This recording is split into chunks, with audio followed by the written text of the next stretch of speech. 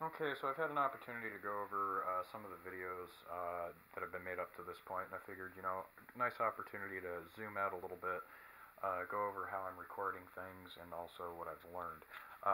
One thing I've noticed is the video tends to be wobbly.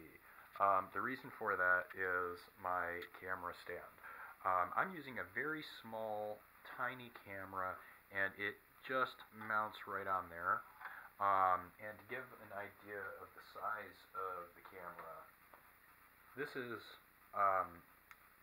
the charger for the camera. It's just a standard little, USB charger, and this is the same size as the camera.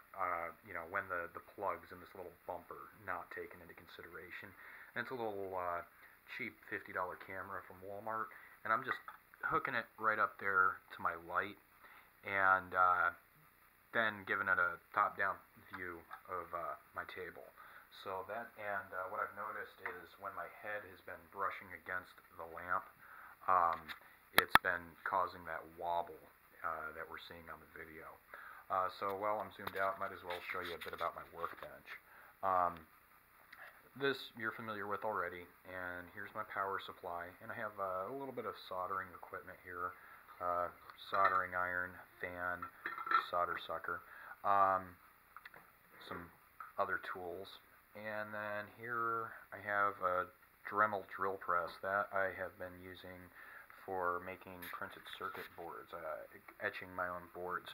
And here is an example of a circuit board that I've etched. That's my first double-sided circuit board, solder mask on both sides. Here's an earlier version of the same thing that I etched, and that's where the drill press ends up coming into play. And I also have a lot of other bits and bobs and doodads scattered around the table. And as well, I have a computer monitor, and over here a keyboard, and in that rat's nest there's also a mouse. I guess you'll just have to take my word on it. It's down in there, yeah. And what that is for is I have a BeagleBone Black, and I like to do development with it. And here's a LCD I've been programming for the BeagleBone. And I'll use the key, and instead of just remoting into the BeagleBone over the network, I'll just use it straight as a workstation. I can just turn the BeagleBone on, and I have a powered HDMI to VGA adapter, as well as a powered USB hub and a little Wi-Fi dongle on there, and that lets me just use the BeagleBone for programming. And eventually that's going to be taken off of that breadboard and end up going into a robot or some other contraption. Let's see here. Also, I have an Arduino, and this is an item that will be coming into play at some point. This is actually a cheap little pocket oscilloscope for 30 bucks. I bought it as a kit and soldered it all together according to the assembly instructions. I like it. It's not, as fancy as the ones that I've seen in other videos, but for just doing little hobby stuff, that so far it's worked for my purposes.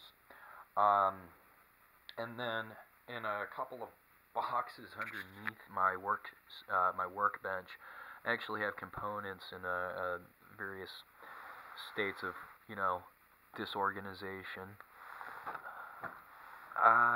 And then these are the components that we went over in previous videos.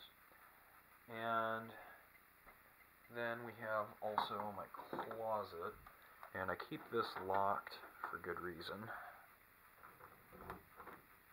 And what I have in here, beyond just general storage, I have a very dark closet. Let me get some light in here for you. Okay. Yeah, I also have a Dremel Moto tool that's in the case. It's essentially just a kind of a reciprocating saw I can use for cutting, and then there's the case for my Dremel, and the drill press itself doesn't have a case.